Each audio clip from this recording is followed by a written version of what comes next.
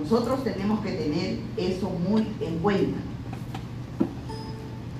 ¿No pasa? Miren ustedes, casi 2 millones de niños de corta edad mueren todos los años como consecuencia de enfermedades que pueden ser prevenidas si nosotros hacemos vacunar a nuestros niños.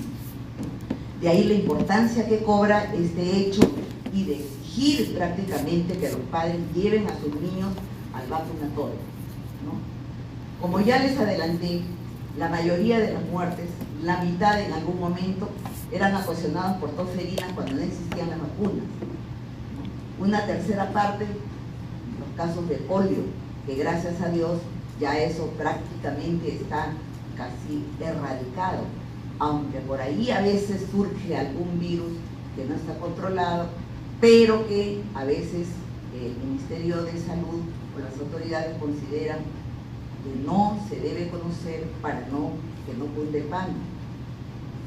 Pero la gente debe seguirse vacunando para evitar este tipo de enfermedades que, como saben, invalidan pues al paciente y le cuesta mucho al Estado y le corta prácticamente el nivel de vida al paciente que las padece. Una cuarta parte de todas las muertes por sarampión se producen durante el primer año de vida, que es tal vez el año más lábil para el ser humano, porque como sabemos la inmunidad en esa época la proporciona ¿quién? Su madre, a través de la lactancia materna. Pero actualmente la mayoría de las madres trabajan, entonces los chicos no gozan de la lactancia materna al 100%. Y por eso es que tenemos que apoyarnos en el hecho de vacunar para que esto no ocurra, ¿no? Vacunar es una medida súper urgente durante el primer año de vida. En forma precoz deberíamos hacer vacunar a todos los chicos.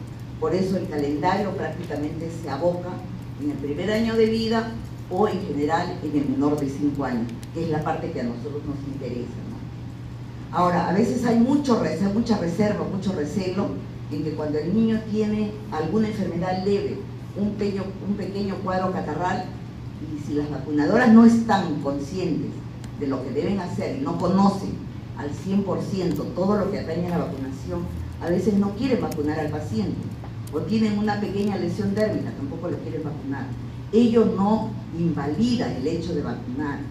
Ese niño con un catarro leve, con de repente una diarreíta suave, puede recibir la vacuna. Probablemente la protección no sea pues al 95, al 100%, pero de todas maneras es una oportunidad que no debemos desaprovechar y ese niño debe recibir su vacuna. O sea, son situaciones que no contraindican la vacunación. Por eso dice, es posible vacunar a un niño que padezca una enfermedad leve, una discapacidad, que se encuentre malnutrido. El malnutrido es una prioridad para vacunarse. Antes había la idea, no, tiene que alcanzar el peso de tanto, de 2.000, 2.500 para vacunarse. Pero reconocemos que esta es la población más lábil y que son los chicos que más rápidamente deberían ser vacunados. Ahora, no todo pues es color de rosa. Siempre pueden haber ciertos efectos adversos y en el sentido inclusive de que la enfermedad podría darse por vacuna, sí, pero esto es rarísimo. O sea, la ocurrencia creo que no se compara con el beneficio que obtenemos nosotros logrando una vacunación. Estamos a puertas, o prácticamente ya en el mes de las vacunaciones actualmente. Los barridos, eso ocurre cada 4 años y justo estamos en la fecha. Y ya empezó. La semana de la vacunación se celebra a fines de abril y todo abril, todo mayo hay vacunas para todo el mundo. Así que está en nosotros aconsejar que esto se lleve a cabo.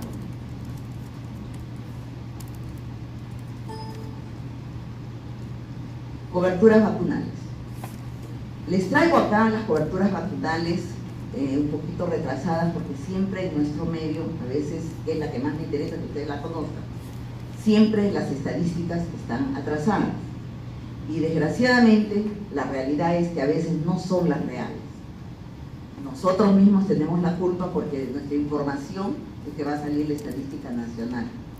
Sin embargo, les puedo casi asegurar que la cobertura vacunal para nosotros no se ha movido desde aquella época. O sea, si bien es cierto, la cobertura vacunal es para lograr el control de las enfermedades infecciosas que pueden prevenirse, sería, digamos, llegar al 95%, ¿no? Llegar cerca ya a la totalidad. Nosotros estamos alrededor del 68-70%, a lo más 80%. O sea, todavía no logramos unas coberturas que, digamos, nos sirvan a nosotros, ¿no? Acá, por ejemplo, en el 2016, la cobertura vacunal la tenemos al 82%, ¿no? O sea, eso es algo que nosotros tenemos que tratar de mejorar con el tiempo. Y nos interesan los niños más pequeños, sobre todo los menores de 5 años. Es nuestra población en riesgo porque son la población que está más susceptible de enfermar, ¿no? O sea, al 2015, miren, 68.6% de cobertura vacunal. Esto está casi igual. Siquiera el ideal para nosotros sería llegar pues a un 80, un 85% de cobertura. Ojalá que este año mejoremos, ¿no? Con el hecho de las campañas que se hacen y que siempre se está pues vacunando a los niños. Esto también es algo similar, ¿ves? Siempre el porcentaje de vacunación de cobertura no llegamos ni al 70%.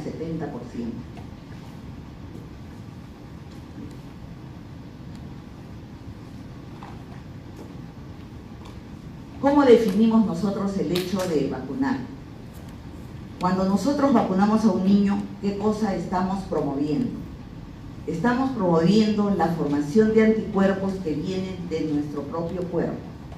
Entran a tallar células, ¿no? Como son los linfocitos y los macrófagos, que son las células que van a producir la formación de anticuerpos, que son prácticamente las defensas contra las enfermedades.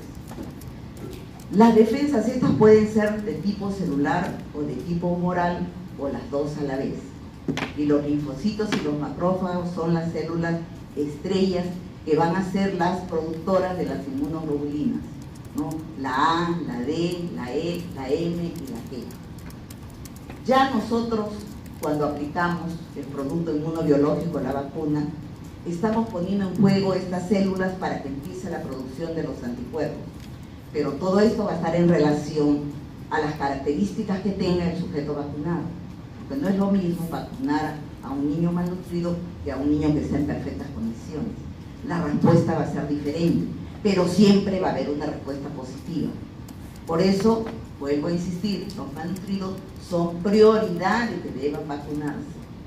O sea, si están sanos, entre comillas, porque ya la malnutrición prácticamente dice que ese chico no está bien en cuanto a todo lo que concierne a su crecimiento y desarrollo, pero debemos aprovechar su estabilidad para que el malnutrido reciba prioritariamente las vacunas. Si nosotros aplicamos la vacuna ¿de dónde viene? Prácticamente está compuesta de una parte del germen que produce de la infección, ¿no? O sea, ha sacado un extracto y que se va a comportar como el microbio que da la enfermedad y que va a hacer que el organismo ponga en juego a sus células para empezar a producir los anticuerpos.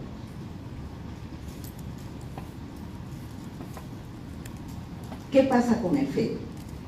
Siempre se ha pensado que los fetos tienen una inmunidad que depende de la mamá, ¿no? Sabemos que inclusive cuando el niño nace, recién se pone en contacto con toda la variedad de gérmenes que existen y va a empezar a desarrollar su propio aparato inmunológico.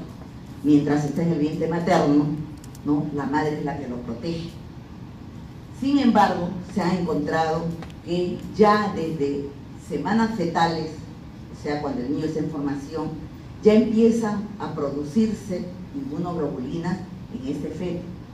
Se han encontrado vestigios de inmunoglobulina M desde la semana 10, imagínense, y vestigios de inmuno G desde la semana 12 de la vida fetal.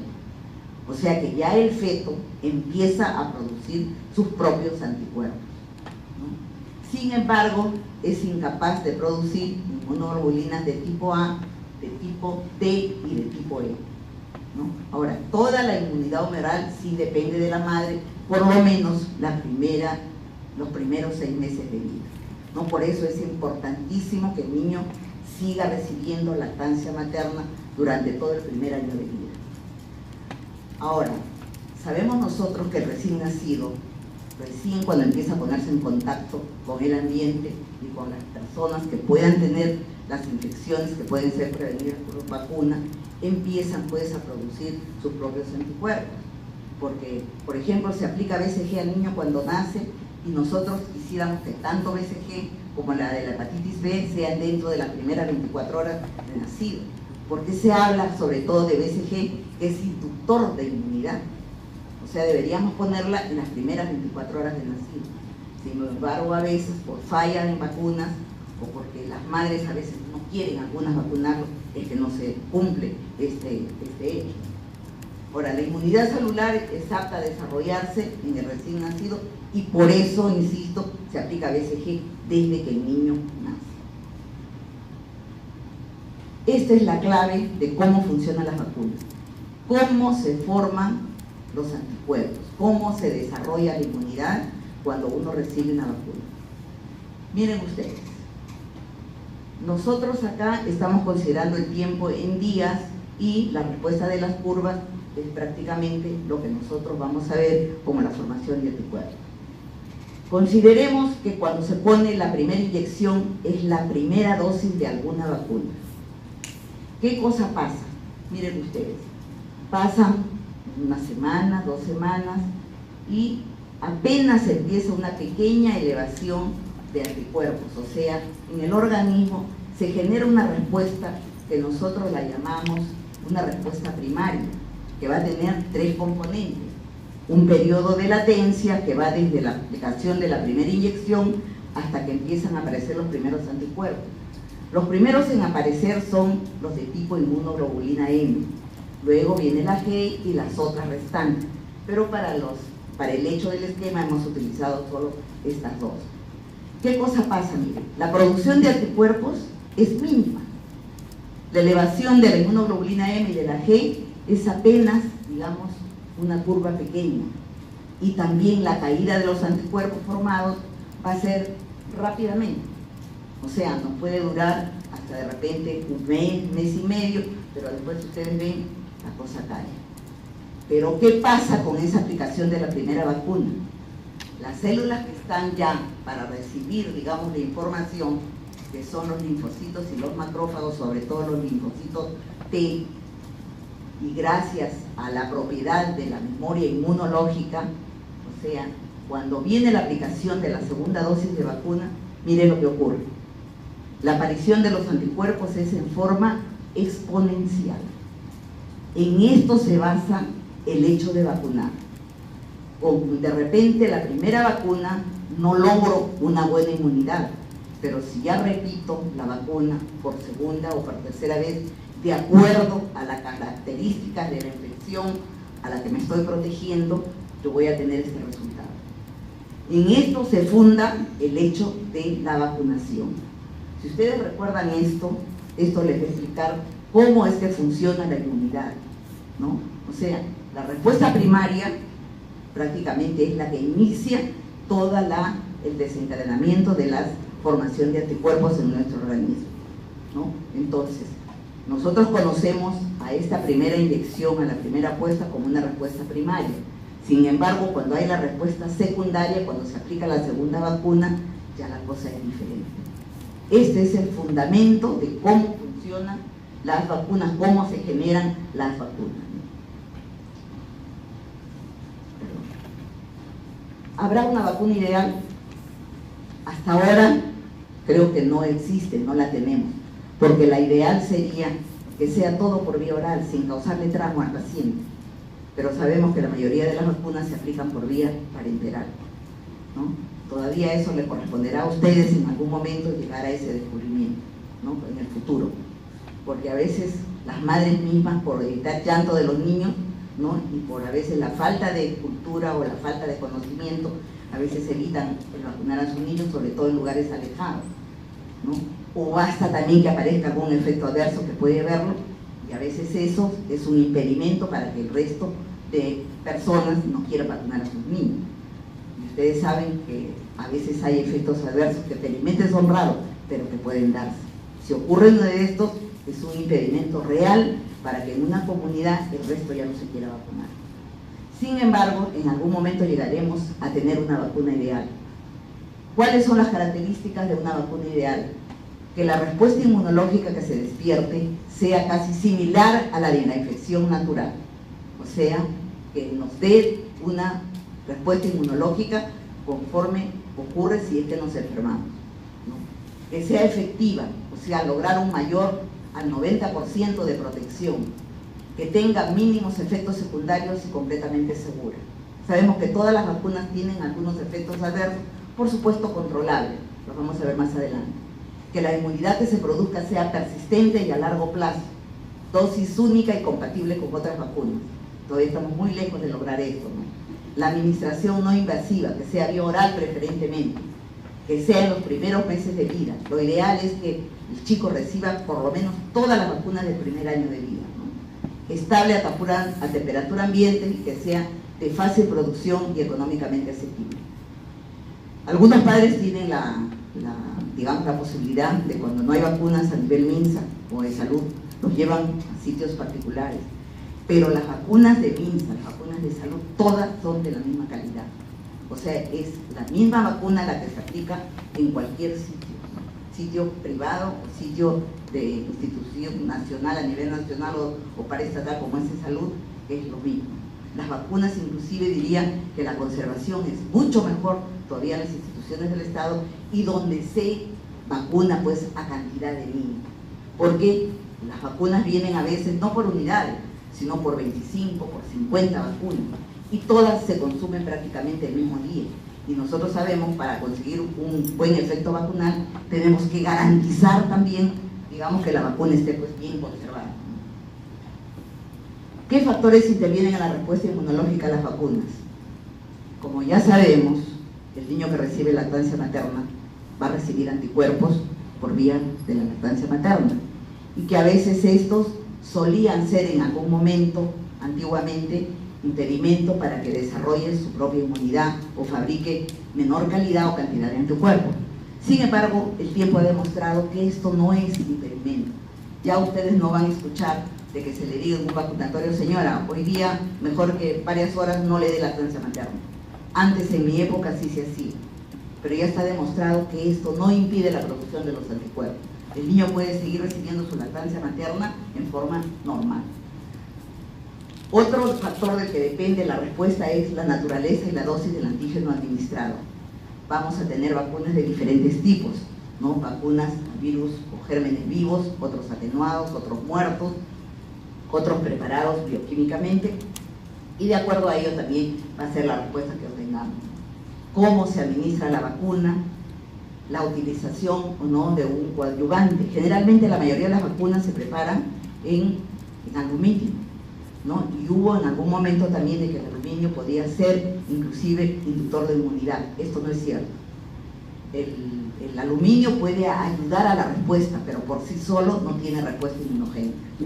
Entonces es uno de los elementos que se utilizan para proteger a las vacunas, ¿no? Mantenimiento de la cadena de frío.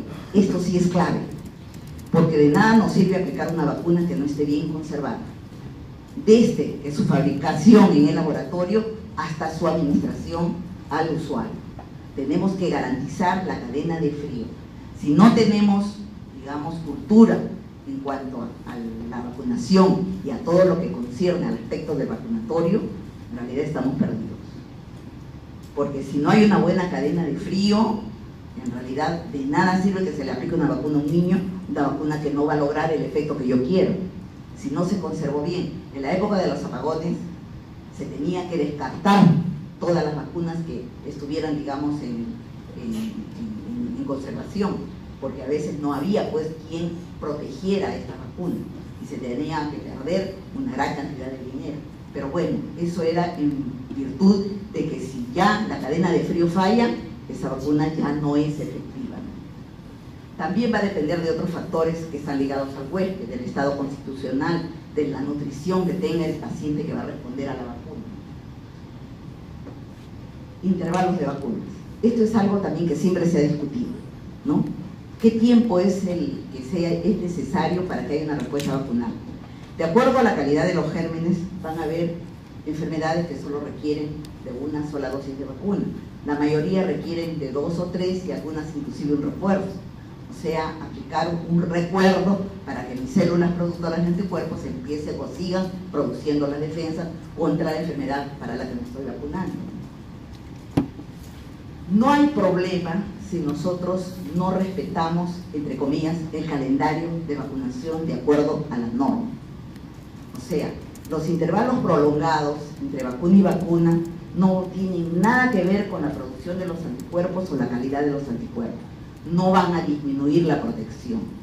Tal vez es en el tiempo lo único que tenemos la desventaja, pero no necesitamos tampoco reiniciar vacunación. Debemos solo continuar nomás las vacunaciones, porque eso les van a preguntar muchas veces, ¿no? Si yo perdí mi fecha de vacuna, ¿debo reiniciar el calendario? La respuesta es no. Tienen que continuar nomás, porque gracias a la memoria inmunológica que tienen las células productoras de anticuerpos, o sea, los linfocitos de memoria, cuando el organismo se ponga en contacto con la vacuna que ya reconoció anteriormente una primera vez, inmediatamente los linfocitos van a seguir el camino que ya se han trazado, que ya iniciaron. Entonces tenemos que continuar. Ahora, el tiempo intervacunas ideal se estipula o se ha generalizado que sea alrededor de 4 semanas. O sea, si nosotros acortamos ese periodo intervacunal, sí puede haber problema. Y además el problema mayor sería que podríamos nosotros ayudar a que los efectos adversos se presenten más rápidamente y algunas enfermedades pueden haber serios efectos, ¿no? Por ejemplo, la vacuna contra el sarampión, que se produjo una encefalitis, digamos, por vacuna por sarampión, es algo serio. Y si nosotros acortamos el tiempo de vacuna y esto ocurre, la culpa va a ser nuestra. Por eso tenemos que respetar, y el periodo intervacunal siempre 4 semanas. Ahora, los intervalos menores del mínimo recomendado pueden disminuir la respuesta inmunitaria y en algunos casos, como de la doble para adultos o para niños, la antineumocócica aumenta las reacciones adversas. Esto es lo que tenemos que evitar, ¿no? Vacunas de 2 o más antígenos vivos pueden administrarse simultáneamente pero en sitios diferentes o separados al menos 4 semanas. Eso nunca se olvida. Periodo intervacunal de una misma vacuna, 4 semanas. Clasificación de las vacunas. Como sabemos que existen bacterias, existen virus, existen parásitos, pero para efectos didácticos hemos clasificado solamente vacunas bacterianas, vacunas virales, las cuales pueden ser vivas atenuadas o muertas o inactivadas. Y ahí tenemos un ejemplo de cada grupo. Cada vez están apareciendo nuevas vacunas, ¿no? Y eso es algo bueno y muy positivo para toda la humanidad. Bueno, esto no lo vemos porque ya les voy a repartir unas hojas donde tenemos el esquema nacional actual, porque esto va variando. Entonces yo les voy a dejar para que después saquen ustedes copia y tengan el esquema actualizado para 2019. Por ejemplo, ya se está iniciando o ya hay la indicación desde enero para aplicación de la vacuna contra varicela. Sin embargo, todavía no llega a los institutos, a los centros de salud o al hospital OESA donde yo trabajo. Ya está por llegar, dicen, ya está por llegar, pero todavía no se está vacunando contra varicela. Los padres preocupados a veces tienen que pagar cantidades exorbitantes porque esta vacuna es bastante costosa y no todos tienen la opción, ¿no? Entonces, esto lo vamos a ver. Contraindicaciones de las vacunas. Yo en general diría, no existen contraindicaciones para vacunar a un niño. Estas son cosas menores y nosotros podemos hacer que el niño se vacune en algún momento, aprovechar su mejor momento. Claro que siempre puede haber alguna manifestación de este tipo. Una reacción anafiláctica, por ejemplo, un niño que recibió una vacuna, la DPT, y de repente hace un efecto secundario serio, sobre todo por la fracción pertussis, que es la más peligrosa. Esa mamá ya no va a querer vacunar a su niño nunca más. En ese caso, si nosotros sospechamos que es la pertussis, bueno, sacaremos la pertussis de ese contexto, pero las otras 2 vacunas debe seguirlas persiguiendo. Y de repente, pues, buscar ya la forma de ponerle una vacuna celular especial ya para ese niño. Hipersensibilidad a algún componente de la vacuna. Si le produce algún tipo de anafilaxia anular, ¿no? Alguna respuesta dermatológica o de tipo, digamos, serio, tampoco lo vamos a poner al chico. En el embarazo, todas las vacunas vivas atenuadas están contraindicadas. Ahora, si se desatan epidemias, a veces hay necesidad de vacunar a la embarazada, pero tenemos que hacerlo en el último trimestre. O sea, porque la epidemia puede matar tanto a la madre y también a su producto, ¿no? En presencia de enfermedad aguda, grave, febril o no, y afectación del estado general. Mejor esperemos que pase el cuadro y luego vacunamos al niño, porque la respuesta también va a ser muy pobre si lo hacemos en estas circunstancias. Si hay una alteración de inmunodeficiencia ya diagnosticada en ese paciente, las vacunas vivas están contraindicadas. Y ese chico tenemos que hacerlo vivir un poco pues apartado, separado, tiene cuidados especiales, pero eso es materia de otra clase si hubiera, ¿no? Administración de inmunoglobulina, sangre, otros productos que tengan anticuerpos también van a limitar la producción de anticuerpos desatados por la vacuna, ¿no? Todo no es color de rosa, hay reacciones adversas y efectos secundarios. Estas pueden ser de 3 tipos. Los primeros como resultados de errores del programa, un pinchazo accidental, la formación de un acceso bacteriano, se puede lesionar al nervio ciático. Sin embargo, todos estos problemas son superables, inclusive la lesión del nervio ciático. Puede demorar de repente 2 a 3 meses en regenerarse, pero se va a lograr. Lo único que hay que tratar de que el personal a cargo, por eso esté bien preparado, para que ponga y administre las vacunas en forma adecuada, en forma correcta. Eso es lo primero que hay que capacitar al vacunador para que sepa cómo aplicar y que sepa todo lo concerniente a las vacunas. El segundo grupo está formado por los inducidos por la vacuna, que también son hechos que pueden superarse, ¿no? La vacuna generalmente puede producir fiebre, en algunos casos puede aparecer alguna erupción maculopapulosa, ¿no? Puede haber una afectación del estado general. Algunas veces hay dolores articulares, por ejemplo, cuando se vacuna a las niñas contra la rubiola, es la que más da esas molestias de tipo articular, y pueden haber también reacciones locales. O sea, se aplica la vacuna, hay enrojecimiento, a veces hay aumento de la temperatura, una insolación, pero son cosas que con cosas caseras pueden superarse, ¿no? Y hay que avisarle a la madre o al responsable del niño lo que puede pasar para que esté preparada y no se asuste. Y por último, que son los más serios, los que coinciden con la administración de la vacuna, que a veces suelen ser graves, como ya les dije, como una encefalopatía. Y esto puede aparecer dentro de las 72 horas de aplicada la vacuna. Pero uno nunca sabe. En medicina no hay cosas absolutas. A veces puede pasar tiempo y de repente en algún momento puede aparecer algún efecto que depende de ahí, pero que nosotros no estamos al tanto. Esto puede darse entre 1 a 4 semanas post vacuna. La hipotonía, disminución del estado de alerta, polineuropatía y síndrome de llanto persistente. Estos últimos sobre todo ocurren en los lactantes más pequeños. El niño empieza, llora, solo le va a pasar. Si recibió una vacuna alrededor de las 72 horas previas a la ocurrencia, eso probablemente sea por efecto vacunal. Pero es algo que va a pasar, ¿no? Simplemente hay que tener paciencia, esperar, y solo va a pasar. Esto es clave en el mantenimiento de las vacunas, la logística y la cadena de frío. Como ya les dije, si una vacuna no está bien conservada, de nada nos sirve aplicar la vacuna al chico que deba recibir, ¿no?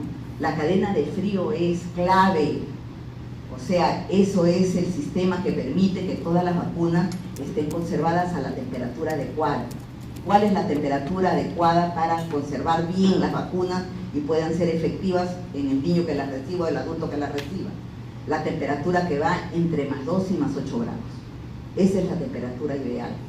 En todos los vacunatorios debe haber alguien que controle mañana y noche la temperatura a la que se conservan las vacunas. Hay un termómetro que se aplica en medio de las refrigeradoras y eso debe ser controlado 2 veces al día. Esperemos que gente siempre responsable esté a cargo de vacunatorios para que esto se logre y sea así. Y nuestros pacientes o nosotros mismos que en algún momento requerimos de alguna vacuna, recibamos pues de forma efectiva esto.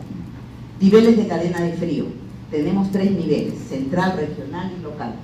Central es a nivel nacional, ¿no? Allí en el MINSA hay cuartos especiales, ¿no? Cuartos con congeladoras especiales que albergan vacunas que van hasta de 6 a 18 meses. A nivel regional, capitales, departamento, provincia, hay congeladoras en las que se almacenan vacunas por espacio de 3 a 6 meses. Y a nivel local, donde estamos los hospitales, los centros de salud, la cuota médica, ¿no? Ahí se van a mantener vacunas por un lapso de 1 a 3 meses y también como los termos de transporte, ¿no? En las campañas de vacunación se utilizan mucho los termos de transporte Y en eso tenemos que tener bastante cuidado también, ¿no? Tiempo máximo después de ser reconstituida. Como ya les dije antes, las vacunas no vienen por unidad, vienen a veces por cantidades, sobre todo BCG, por ejemplo, vienen en paquetes de 20 o de 50 unidades. Si un paquete, una vacuna, un frasco de vacuna se abre, es preferible que el mismo día que se abrió debe consumirse todas las vacunas que estuvieron contenidas en ese paquete. O sea, es la forma de lograr una mayor efectividad de la respuesta vacunal, ¿no? Aquí tenemos varios ejemplos, pero eso lo van a tener en la copia que les voy a dar. Ahora, ¿qué hacemos para nosotros proteger a todos los chicos? Tenemos que tener estrategias de vacunación. Las estrategias de vacunación son numerosas y se aplican siempre, ¿no? Vacunaciones diarias, como les digo, existen en casi todos los centros de salud, en todos los hospitales, en todas las dependencias de salud. Hay jornadas de vacunación, hay vacunación casa por casa, salen barridas, salen brigadas. O sea, es una forma como tratamos de que toda la población se haga, digamos, de las vacunas. Sobre todo nuestros niños menores de 5 años, que son prácticamente el futuro del país, el futuro de la nación. Estos son los elementos de transporte que se utilizan, que muchos ya lo conocerán, ¿no? Lo que ven ustedes abajo es un vaso, ¿no? Y adentro ven ustedes 4 como vasos más pequeños. ¿Qué cosa significa esto? Cuando una vacuna es reconstituida, ¿no?, debe ser mantenida en estos vasos auxiliares. Estos vasos auxiliares deben contar con esos paquetes congelados. Los paquetes congelados han debido permanecer en congeladora mínimo 5 días continuos para ser utilizados y que sirvan para proteger, digamos, la estabilidad de las vacunas, ¿no? Las vacunas bacterianas nunca deben ponerse en contacto con los paquetes congelados porque se desestabiliza esa vacuna y ya no cumple su objetivo. Las vacunas virales se pueden ir en contacto con los paquetes congelados. Ese es un dato, por ejemplo, que ustedes deben tenerlo siempre presente. En un vaso auxiliar que use paquetes congelados, vacunas bacterianas siempre al medio, y las vacunas virales pueden ir alrededor del vaso, o sea, en contacto con los paquetes congelados. Con eso no pasa nada, pero si una vacuna bacteriana se congela, tienen que descartarla. Por más que se descongele y ustedes la quieran utilizar, esa vacuna ya es inefectiva. O sea, por nada vacunemos a un niño con una vacuna bacteriana que sufrió congelación, la descartamos. ¿Alguna pregunta, chicos? Bueno, gracias.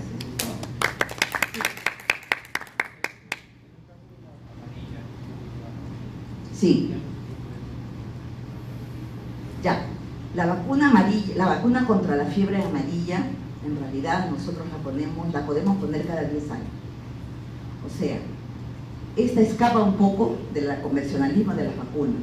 Y por eso no está calendarizada en nuestro calendario, como ustedes habrán visto, ¿no? La fiebre amarilla solo se aplica para aquellos que van a viajar a zonas donde la enfermedad es epidémica o existe la enfermedad.